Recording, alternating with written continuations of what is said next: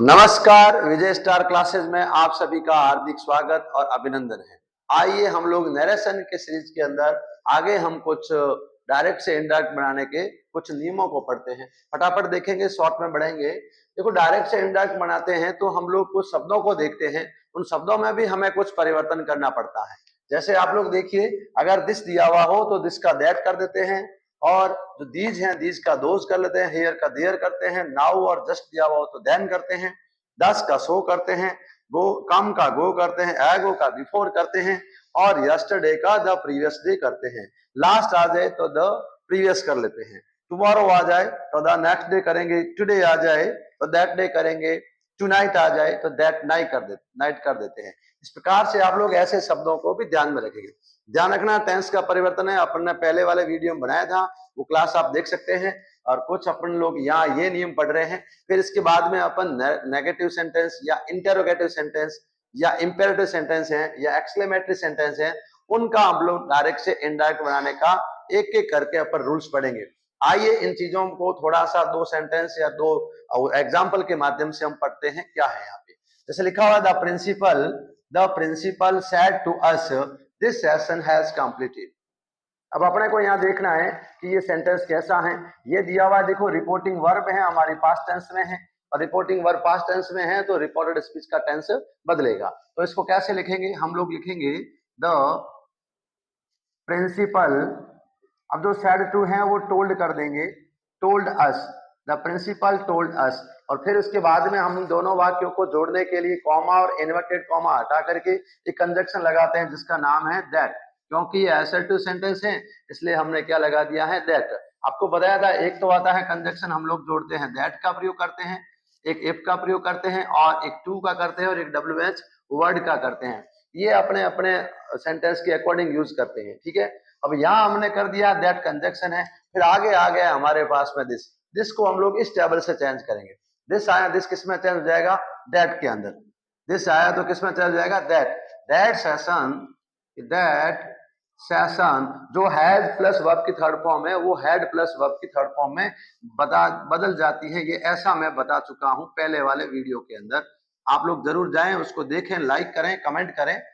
ये हो गया हमारा कंप्लीट। अब आपके दिमाग में आया होगा, सर दैट यहाँ पे भी लगा हुआ है, दैट यहाँ पे भी लगा हुआ है। तो भाई आपको बता देता हूँ, क्लियर कर देता हूँ, ये दैट है दोनों रिपोर्टिंग वर्ब और रिपोर्टेड स्पीच को जोड़ने के लिए हम कंजक्शन का काम कर रहे हैं। और ये जो हमारा प्रोनाउन आया है, ये वर्ड है, ये इस टेबल से दिस आया है, इस दिस को हमने क्या कर दिया है, चेंज कर दिया है दैट में। तो ये टेबल देखेंगे आप लोग, ऐसे शब्दों को चेंज करना है। आगे आइए दूसरा सेंटेंस और देखते हैं। Sunita said to me I will meet you tomorrow. Sunita said to me, ये हमारा हो गया है रिपोर्टिंग वर्ब, और ये इन्वर्टेड कॉमास के अंदर जो क्लोज है, बंद है, वो रिपोर्टेड स्पीच है, स्टेटमेंट है। इसमें चेंजेस करेंगे हम लोग, क्योंकि यहाँ पे पास्ट टेंस दिया हुआ है, प्रेजेंट और फ्यूचर नहीं दिया हुआ है। तो यहाँ पे हम लोग क्या करेंगे, सुनीता जो सेड टू है वो हो जाएगा टोल्ड मी, और उसके बाद में कॉमा और इन्वर्टेड कॉमा हटाएंगे और एक कंजक्शन लगाएंगे, क्या, दैट कंजक्शन लगाएंगे। अब हमारे पास में प्रोनाउन चेंज करना है, प्रोनाउन यानी सब्जेक्ट चेंज कर रहे हैं यहाँ पर। यहाँ आपको पता है, यदि यहाँ पर फर्स्ट पर्सन हो, आई और वी हो, तो आपको पता है रिपोर्टेड स्पीच, यदि ये रिपोर्टेड स्पीच है, ये जो है वर्ब की क्या नाम इसका, फर्स्ट फॉर्म में हो, तो हम क्या करते हैं, इसको चेंज करते हैं रिपोर्टिंग वर्ब के सब्जेक्ट के अनुसार। रिपोर्टिंग वर्ब का सब्जेक्ट हमारा क्या है, सुनीता, तो इसका प्रोनाउन क्या हो जाएगा, सी। तो सुनीता टोल्ड मी दैट, ये हो जाएगा सब्जेक्ट। आई जो किसमें चेंज हो गया है, सी के अंदर।